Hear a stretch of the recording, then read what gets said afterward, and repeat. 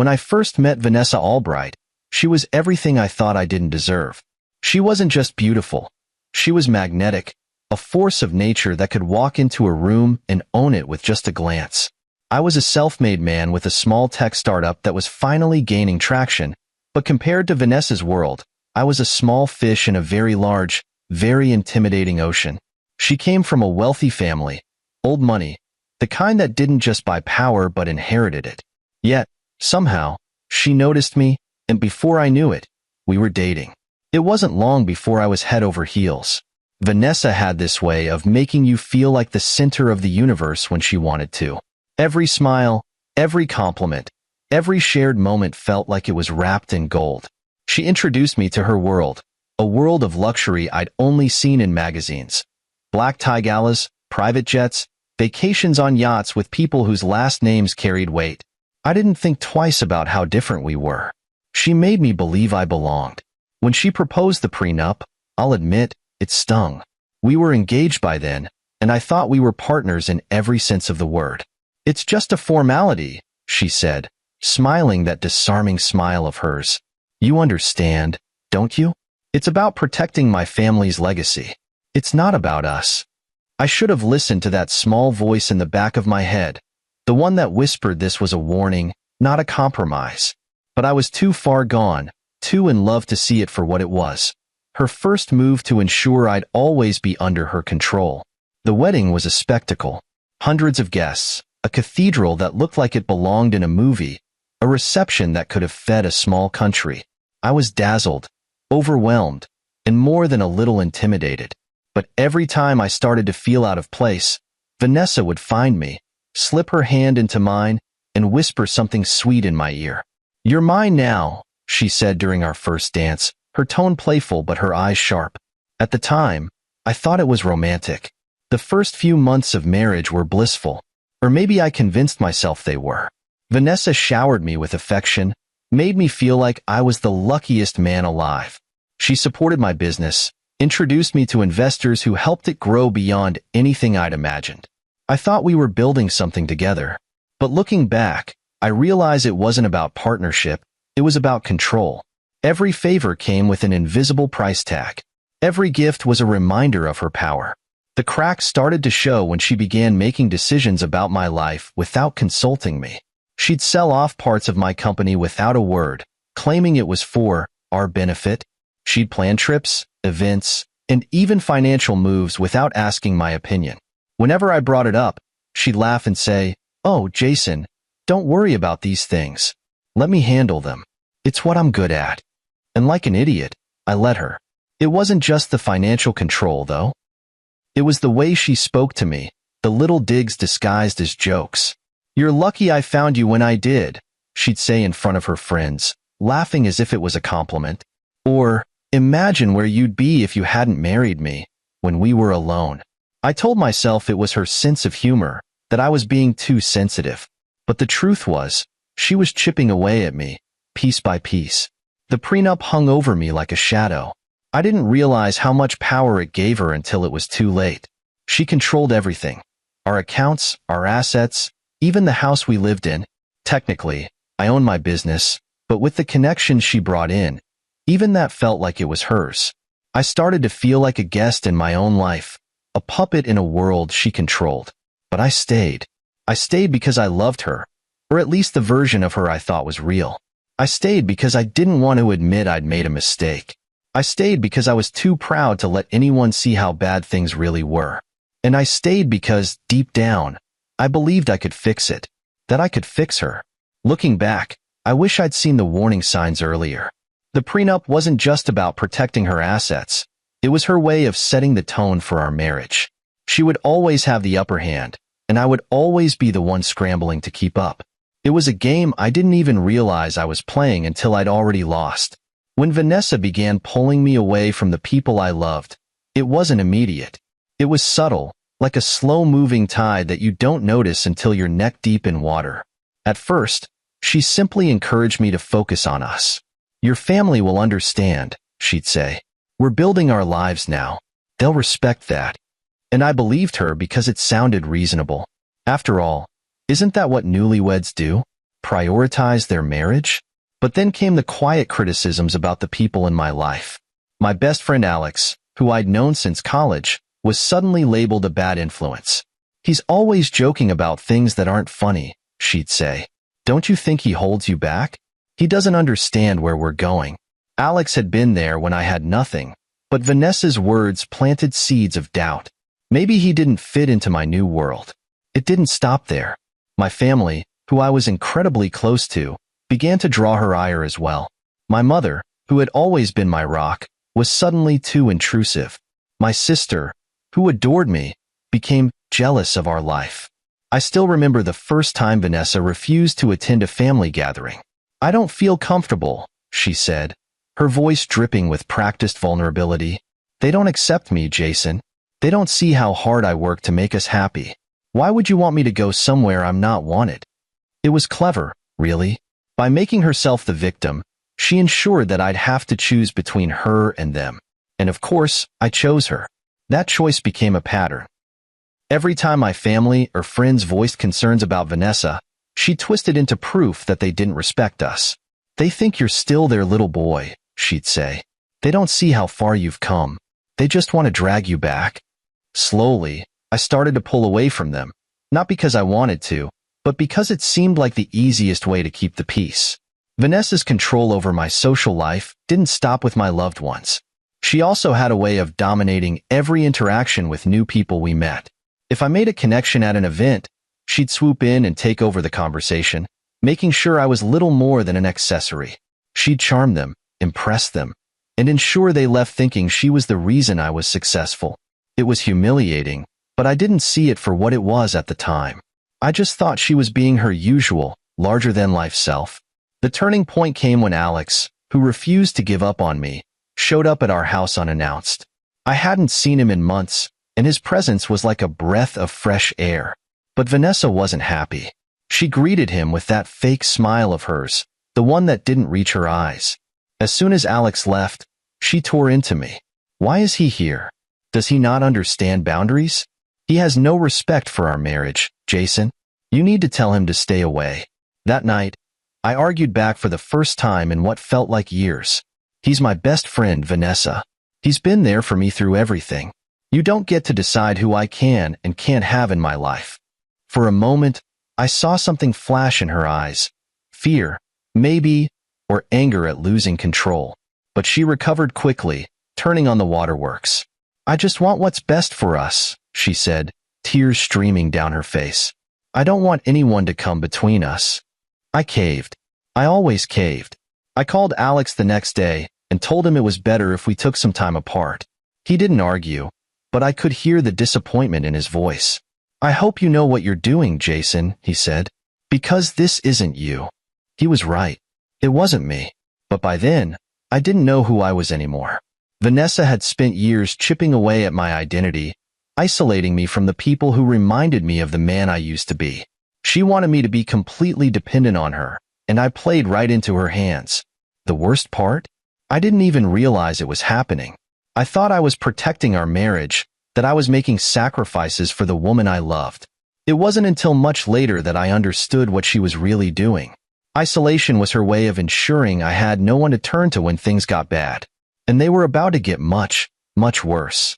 I'll never forget the night I realized I was nothing more than a pawn in Vanessa's carefully curated life. It was during one of her lavish parties, the kind where everyone wore designer clothes and sipped champagne that cost more than most people's rent. The house was filled with the sound of laughter, clinking glasses, and the kind of false flattery that people like Vanessa thrived on. I stood in the corner, a glass of water in hand, feeling like a stranger in my own home. Vanessa was in her element, floating from one group of guests to another, her laughter ringing out like a melody. She was magnetic, and I could see why people adored her. But what they didn't see, or maybe chose to ignore, was the way she subtly mocked me every chance she got. A passing comment about my lack of sophistication. A joke about how I wouldn't know what to do without her guidance. Her friends laughed, and I laughed too, but inside, I felt like a fool. That night, her lover, Trevor, was there too. I didn't know the full extent of their relationship yet, but I wasn't blind to the way she lit up around him. He was younger, charming, and fit the image of the perfect accessory for someone like Vanessa. She introduced him as a close friend, but the way they exchanged glances told a different story.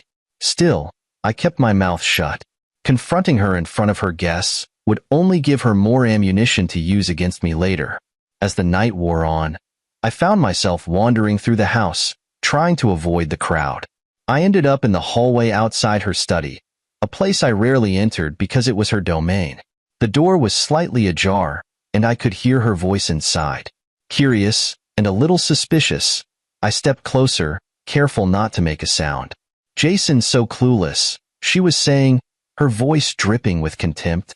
"He actually thinks I respect him. Can you believe that? He's just useful. For now." Trevor laughed, and I felt my stomach drop. "For now?" he asked, his tone teasing. She chuckled, and I could hear the sound of liquid being poured into a glass.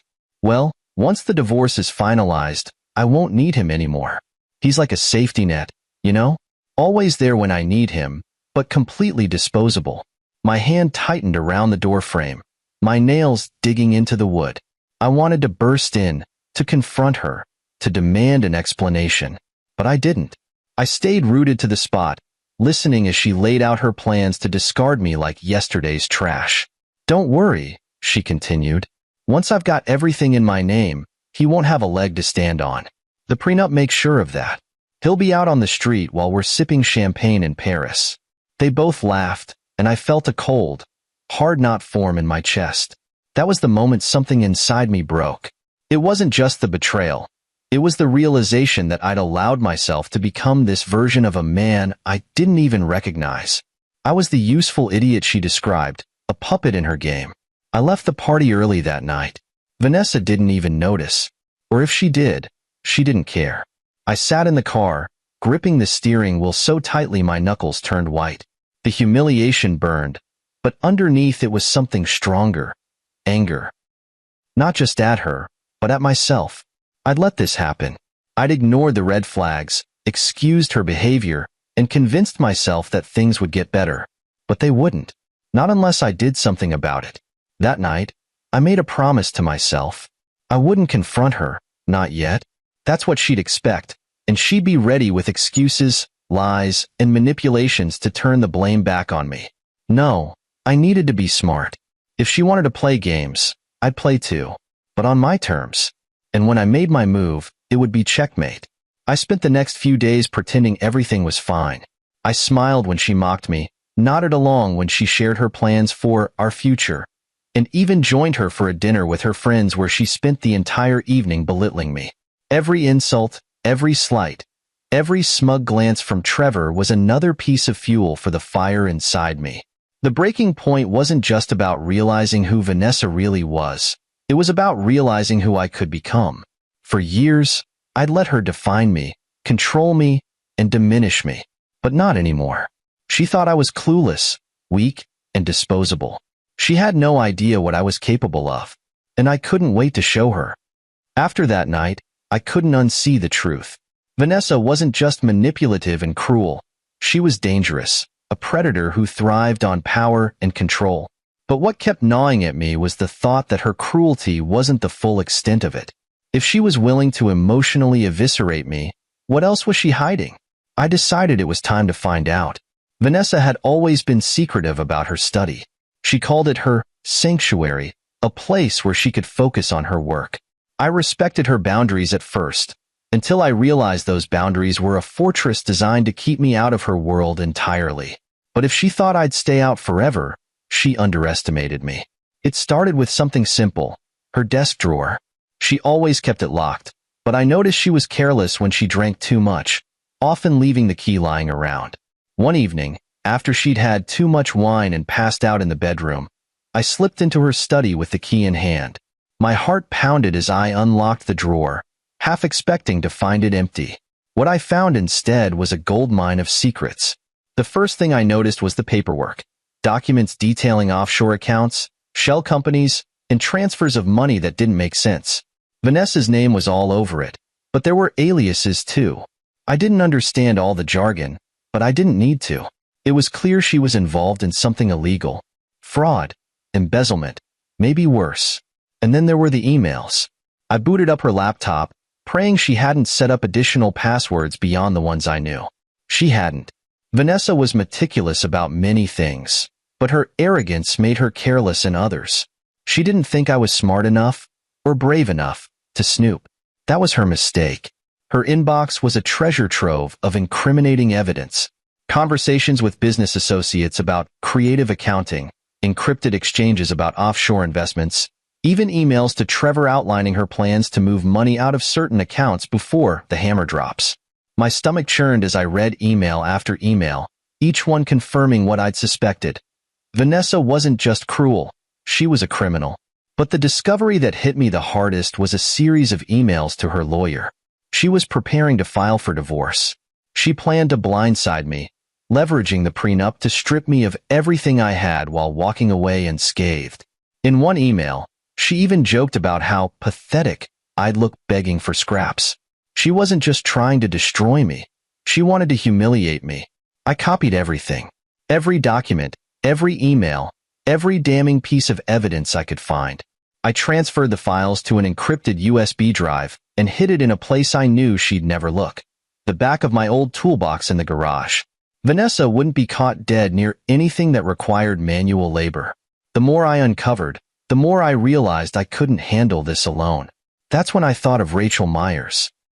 Rachel and I had been close in college, but we'd lost touch over the years. I knew she worked for the FBI now, specializing in financial crimes. Reaching out to her was a risk, but I didn't see another option. I sent her an email, keeping it vague. I need your help. It's about Vanessa. She's in trouble, and so am I. Rachel responded the next day. She didn't ask for details in the email, just a time and place to meet. We met at a quiet cafe on the other side of town, far away from the social circles Vanessa and her friends frequented. I showed Rachel the evidence, explaining everything I discovered. Her face grew grimmer with every word. "Jason," she said finally, "this isn't just a domestic issue. This is serious. If half of what you're showing me is true, Vanessa could be looking at years in prison." "I want her stopped," I said, my voice trembling with anger. "But I don't just want her arrested. I want her to feel what it's like to lose everything, like she planned for me." Rachel nodded, her expression softening. "We can build a case, but it'll take time. You'll need to keep this up, collecting evidence, playing along, pretending you don't know anything. Can you do that?" Could I? The thought of spending even one more day under the same roof as Vanessa made my skin crawl. But I knew I didn't have a choice. I'll do whatever it takes.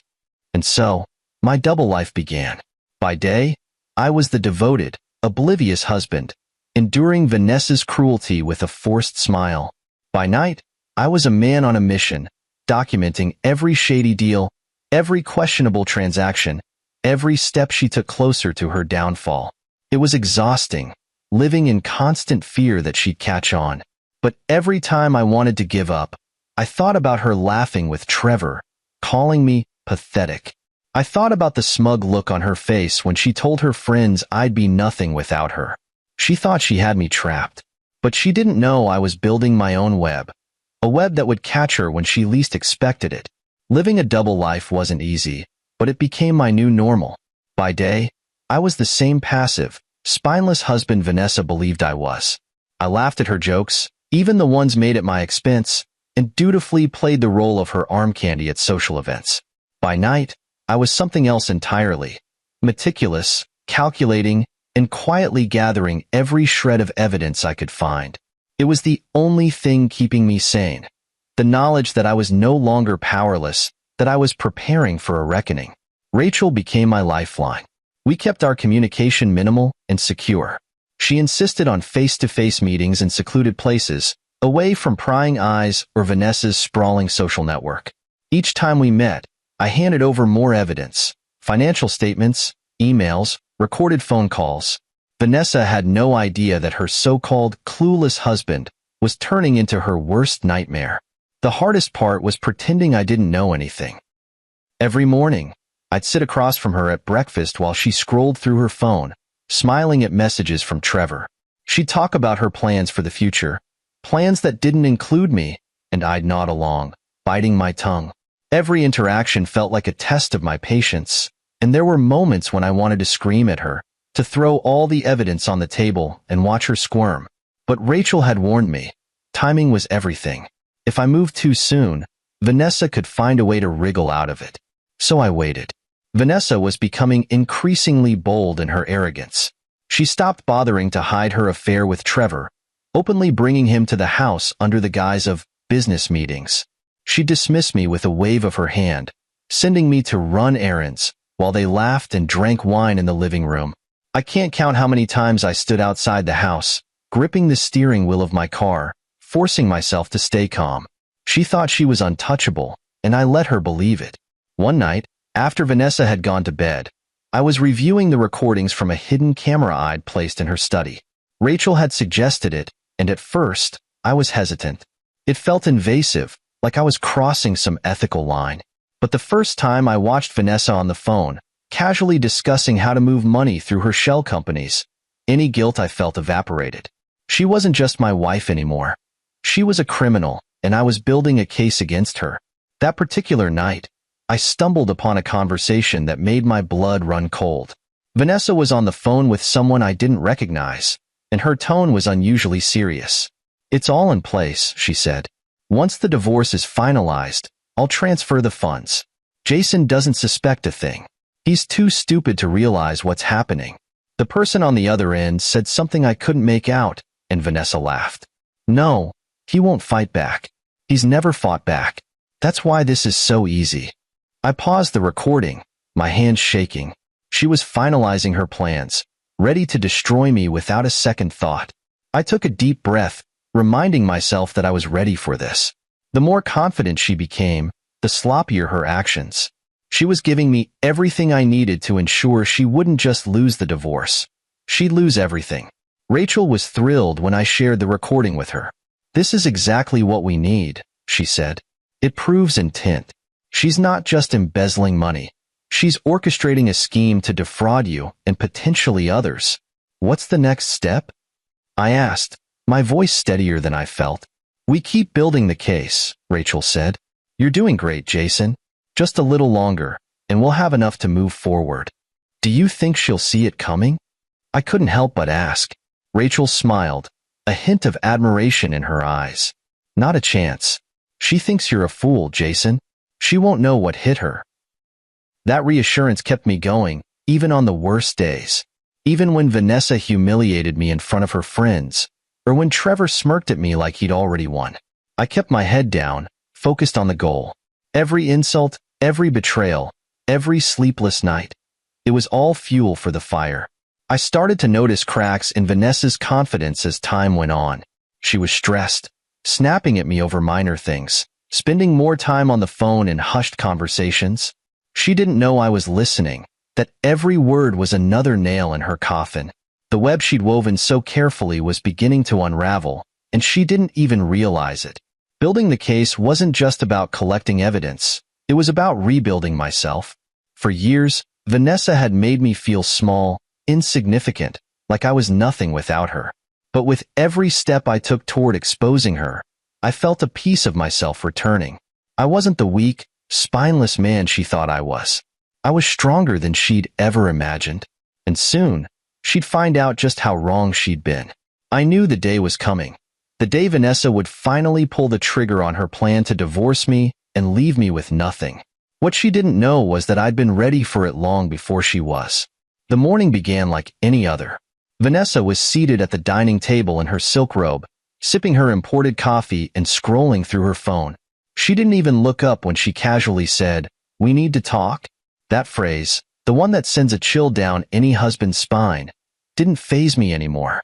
I kept my expression neutral, as if I didn't already know what she was about to say. "I'm filing for divorce," she said, her tone clipped and businesslike, like she was announcing a boardroom decision. "It's time we go our separate ways. This arrangement," she gestured vaguely between us, "has run its course." I wanted to laugh at her audacity. Arrangement? That's what she called our marriage. But I bit my tongue and nodded, keeping up the charade. "I see," I said quietly. "If that's what you want." Her eyes narrowed slightly, as if she was expecting more of a reaction. Tears, begging, maybe even anger. But I gave her nothing. That seemed to unsettle her, though she quickly masked it with a tight-lipped smile. Good. I've already spoken to my lawyer, so the paperwork will be ready by the end of the week. And just so we're clear, I'll be keeping the house and the assets. Per the prenup, you'll walk away clean. Clean. That word hung in the air like a challenge. She said it with such smug certainty, as if she'd already won. But what she didn't realize was that her victory was an illusion, and the trap she thought she'd set for me was actually her own. I spent the next few days playing the role of the defeated husband. I signed the preliminary paperwork without a word, watched her smug smiles as she discussed her new beginning, and even endured Trevor's self-satisfied presence when he started showing up more frequently at the house. I didn't let it get to me. Every smirk, every condescending comment was just fuel for the fire. Behind the scenes, Rachel and her team were working tirelessly. By this point, we had everything we needed: detailed records of Vanessa's fraudulent activities, recordings of her incriminating conversations, and even evidence of Trevor's involvement. Rachel assured me that the timing was crucial. Vanessa had to believe she was untouchable, that she'd gotten away with everything. Only then could we strike. The day of the divorce hearing arrived. Vanessa looked radiant, draped in an expensive suit that screamed confidence and power. Trevor was there too, sitting smugly in the back of the courtroom. I couldn't help but feel a flicker of satisfaction knowing how different this day would turn out from what they both expected. The hearing was brief. Vanessa's lawyer presented the prenup, the division of assets, and her demands. I sat there quietly, nodding along, knowing my moment was coming. When the judge finalized the divorce, Vanessa shot me a look of pure triumph. She thought it was over, but it wasn't. The courtroom doors burst open, and in walked Rachel, flanked by a team of FBI agents. Gasps filled the room as the agents approached Vanessa, reading her rights. Vanessa Albright, you're under arrest for financial fraud, tax evasion, and conspiracy to commit embezzlement. Vanessa froze, her confident facade cracking for the first time. What are you talking about? She stammered, her voice high-pitched and panicked. Rachel stepped forward, holding up a folder filled with evidence. We've been investigating you for months, Vanessa. You thought you were untouchable, but you've left a trail of fraud that leads right back to you. Trevor stood up, his face pale. There must be some mistake, he said, backing toward the door. But before he could escape, two agents blocked his path. And you, Rachel said, turning her attention to him, we have evidence of your involvement as well. You're under arrest. The courtroom descended into chaos. Vanessa screamed, begging the judge to intervene, but there was nothing he could do. Trevor tried to argue, but the agents silenced him with handcuffs. And me? I sat there calmly, watching the spectacle unfold. As Vanessa was led past me, she hissed, "You did this. You set me up." I met her gaze, my expression unreadable. "No, Vanessa. You did this to yourself." Her screams echoed in the hallway as the agents dragged her away, and for the first time in years, I felt like I could breathe again. The chains Vanessa had wrapped around me were gone, and I was free. But I wasn't finished yet. This was only the beginning of her downfall, and I intended to savor every moment of it. Watching Vanessa being led out of the courtroom in handcuffs was satisfying, but I wasn't done yet. She thought she'd left me with nothing, but she had no idea what was coming next. The FBI seized everything. The house, the cars, the jewelry, the accounts, every symbol of her ill-gotten wealth. Her mansion, the crown jewel of her carefully crafted life, was the first to go on the auction block. I'll admit, there was a part of me that debated whether I should even attend. Did I really want to be there, surrounded by the vultures circling to pick apart what was left of her empire? But the thought of reclaiming something she thought I'd never have again, power, was too tempting to resist. The auction was held in the very mansion I'd once called home, though it had never truly felt like mine. Walking through the grand doors that day was surreal. The place looked the same, but there was an emptiness to it now, a hollow echo that seemed to match Vanessa's downfall. Wealthy buyers, real estate agents, and curious onlookers filled the rooms, their voices buzzing with anticipation. I stayed in the background at first, blending into the crowd. I didn't want to draw attention to myself, especially from the reporters who were lingering outside, hoping to catch a glimpse of the spectacle. I wasn't here to gloat publicly, I was here for closure. When the auctioneer finally began, the crowd gathered in the living room, where Vanessa had hosted countless parties. I remembered standing in this very spot, watching her laugh and charm her guests while I felt like a ghost in my own life. But this time, I wasn't a ghost. I was the one in control.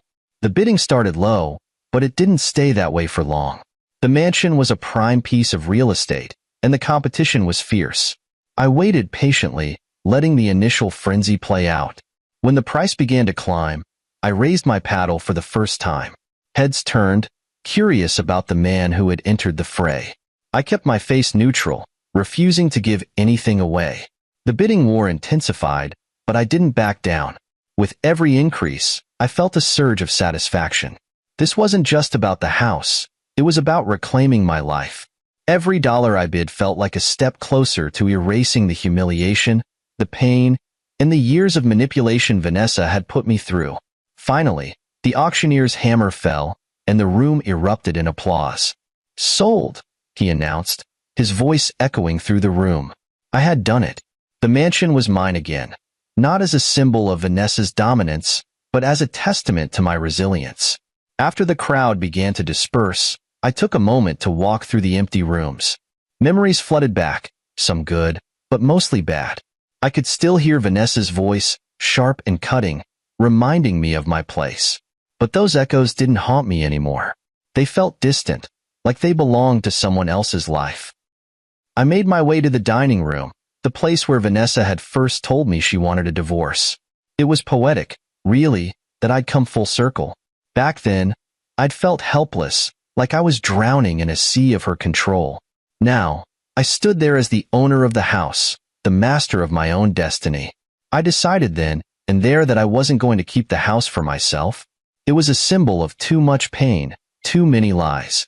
Instead, I'd use it to help others.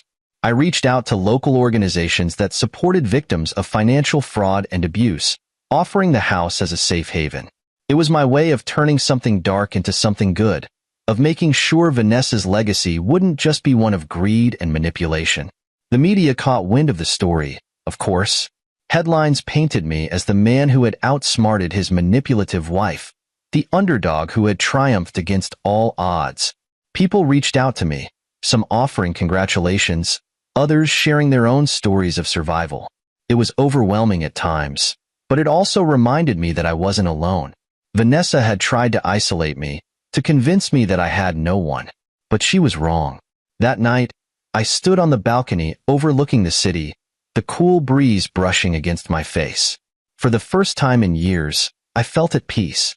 I wasn't defined by Vanessa anymore, or by the pain she'd caused.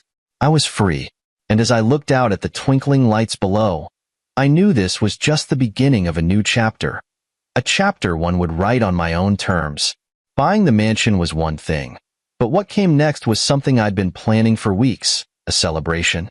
Not just any celebration, but a symbolic one. Something that would serve as the final nail in the coffin of Vanessa's reign of control over my life. I wanted to reclaim everything she had taken from me, starting with my pride. And what better way to do that than by hosting a party in the same house where she'd once humiliated me? The invitations went out quietly, carefully curated to include people Vanessa had used to mock me. Her high society friends, business acquaintances, even those who had always treated me as a background accessory in my own life. I also made sure to invite people who had truly supported me. My old friends, colleagues, and even Rachel, whose hard work and dedication had made this moment possible. The night of the party, the mansion looked like something out of a dream. The once cold house had been transformed into a warm, inviting space. Soft lights illuminated the rooms, music filled the air, and the scent of expertly prepared hors d'oeuvres wafted through the halls. Guests arrived in droves, their curiosity piqued by the unexpected host of the evening. I stood at the top of the grand staircase, watching as people mingled below. Some of Vanessa's former friends whispered among themselves, clearly uncomfortable being there without her. Others approached me with forced smiles, trying to mask their shock. "Jason," one of them said, extending a hand, "I must say, we didn't expect this turnaround." I smiled politely. Life has a way of surprising us, doesn't it? My tone was calm, but inside, I relished their unease. These were the same people who had laughed at Vanessa's cruel jokes, who had looked at me as if I were an inconvenience in her otherwise perfect life. Now, they were standing in a house I owned, unsure of their place. As the night went on, I decided it was time for the main event, my speech. I stepped onto a small platform set up in the center of the living room, holding a glass of champagne. The room fell silent as everyone turned to look at me. I want to thank you all for coming tonight, I began, my voice steady and clear. This house has seen a lot over the years, celebrations, arguments, and yes, a fair share of secrets. But tonight, it's about something else. It's about new beginnings. I paused, letting my words sink in. Some of you know what I've been through. Some of you were even part of it. My eyes swept across the room, lingering just long enough on a few faces to make them squirm. But I'm not here to dwell on the past. I'm here to celebrate the future, my future. A ripple of applause filled the room, hesitant at first but growing stronger. I continued, this house isn't just a symbol of what was taken from me. It's a reminder of what I've overcome. And I want to make sure it stands for something positive moving forward. That's why I've decided to donate this property to organizations that help victims of financial abuse and fraud. Gasps echoed through the room, followed by an even louder round of applause. I could see genuine admiration on some faces, while others struggled to hide their shock. Vanessa's friends had always seen me as weak, as someone who needed her to survive. Tonight, I proved them wrong. After the speech, people approached me, some to congratulate me, others to apologize for the way they treated me in the past. I accepted their words graciously but didn't let them linger. This night wasn't about them. It was about reclaiming my narrative. Later, as the party wound down, I found myself standing on the balcony, a glass of champagne in hand. Rachel joined me, her expression one of quiet pride. "You did it," she said simply. I smiled, feeling a weight lift off my shoulders. "We did it," I corrected. "I couldn't have done this without you." She laughed softly. "Well, let's just say I enjoyed watching Vanessa get what she deserved. And Trevor, too." At the mention of Trevor, I felt a surge of satisfaction. He had been charged alongside Vanessa, his smug arrogance replaced with the desperation of a man who had finally realized he'd backed the wrong horse. Vanessa's so-called perfect life had crumbled, and now the people she once thought she could manipulate were turning their backs on her. As I looked out over the city lights, I realized that this party wasn't just a celebration of Vanessa's downfall. It was a celebration of my freedom. I wasn't the man I used to be, the man who let someone else dictate his worth. I was stronger now, wiser, and ready to build a future on my own terms. I raised my glass, not to the guests or the house, but to myself. "Here's to new beginnings," I whispered, the words carrying on the cool night breeze. And for the first time in years, I felt truly free. The day after the party, the house felt eerily quiet. It was almost surreal, walking through those same halls, knowing they were no longer Vanessa's stage. Everything that had once represented her control, her manipulation, was now mine, and yet, I wasn't interested in holding on to it. This house, as grand as it was, carried too many memories, too many echoes of a life I was finally leaving behind. I spent the morning tying up loose ends, coordinating with the organizations I'd partnered with to repurpose the property. The house would be transformed into a sanctuary for victims of financial abuse and fraud, a safe space for people who had been through situations like mine, or worse. It felt poetic, turning Vanessa's symbol of dominance into a beacon of hope for others. As I packed up the last of my belongings, I found myself in the study, the place where everything had started. The desk where I'd uncovered her secrets, the shelves lined with books she probably never read, the chair she used to sit in as she planned her schemes. It was all so familiar, yet it felt like it belonged to someone else's life. Sitting down at the desk, I opened the drawer where I'd first discovered the incriminating documents. It was empty now, of course, but the memory of that moment came rushing back. The fear, the anger, the resolve. It had all led to this. I closed the drawer with a sense of finality, knowing I'd never sit at this desk again. Before I left, I took one last walk through the house, not out of nostalgia, but to ensure I hadn't forgotten anything. Each room felt lighter, as if the weight Vanessa had imposed on this place had lifted. The grand living room where she'd hosted her extravagant parties, the dining room where she'd told me about the divorce, the bedroom that had become little more than a cold, silent space. They no longer felt oppressive. They were just rooms now, empty and waiting for a new purpose. As I stepped outside, the sun was shining brighter than it had in days, or maybe I was just noticing it for the first time. I handed the keys to the representative from the nonprofit organization, a kind woman named Clara who had spent years helping people escape abusive relationships. "It's all yours now," I said with a smile. Clara shook my hand warmly. "Thank you, Jason. You have no idea how many lives this will change." I nodded, feeling a swell of pride that had nothing to do with the house itself. "Just make sure it becomes something good," I said. "Something better than what it was." With that, I walked away, leaving the mansion and everything it represented behind me. The next chapter of my life started quietly, just the way I wanted it. I moved into a modest but comfortable apartment on the other side of town, far from the social circles Vanessa had immersed us in. For the first time in years, I didn't feel like I had to perform, to pretend to be someone I wasn't. It was liberating. I threw myself back into my work, rebuilding the company I'd nearly lost during my marriage. Without Vanessa's meddling, things started to thrive again. I reconnected with old friends, including Alex, who didn't even try to hide his relief when I called him. "About time you woke up, man," he said, laughing. "I was starting to think I'd lost you for good." Rachel remained a constant presence, though our interactions shifted from formal to friendly. We grabbed coffee now and then, and she kept me updated on Vanessa's case. The trial was swift, thanks to the mountain of evidence we'd gathered. Vanessa and Trevor were convicted on multiple charges, and the last I heard, she was serving a lengthy sentence in a federal prison. The irony wasn't lost on me. The woman who once thought she was untouchable was now living in a cage of her own making. One afternoon, while organizing my new place, I found the USB drive that had started it all. Holding it in my hand, I felt a mix of emotions, pride, relief, and a lingering sadness for the man I used to be. But I didn't dwell on it. That chapter of my life was over, and I wasn't going to let it define me anymore. I decided to focus on what mattered, building a life that was authentically mine. I started volunteering with the nonprofit that now owned the mansion, sharing my story with people who were struggling to find their way out of abusive situations. It wasn't easy, reliving those moments, but if my experience could help someone else, it was worth it. One evening, as I stood in front of a small group, sharing my journey, I realized something profound. Vanessa's control over me was gone, not just physically, but emotionally. She no longer occupied space in my mind, no longer dictated my decisions or my self-worth. I was free.